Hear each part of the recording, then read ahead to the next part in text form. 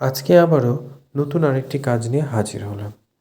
তো কাজটি ছিল একটা বাচ্চারই স্কুলের দাবার ছক বানিয়ে দেওয়ার বা দাবার বোর্ড বানিয়ে দেওয়ার।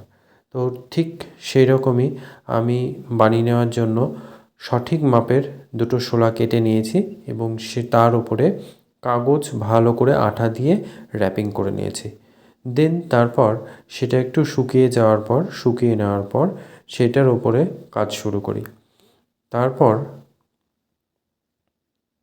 কিছু কিছু ছক আমি স্কেল দিয়ে টেনে নিয়েছিলাম, যদিও বা আমার প্রথম দিকে একটু অসুবিধাই হচ্ছিল, কারণ এই রকম কাজ বা এই ধরনের কাজ আমি আগে কখনো করিনি, যার ফলে আমার একটু অসুবিধাই হচ্ছিল প্রথম দিকে।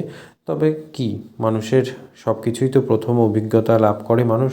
তো ঠিক আমিও সেই কথা ভেবেই যথারীতি কাজে লেগে পড়ি এবং এই ছকটিকে কমপ্লিট করি। যতই সমস্যা হোক না কেন কমপ্লিট করেই ছাড়বো। তো এই প্রতিজ্ঞা নিয়ে তারপর কাজটা শুরু করে দিই এবং একটু একটু করে করতে করতে এটা কমপ্লিটও হয়ে যায়। তারপর যথারীতি রং ভরার কাজ করি।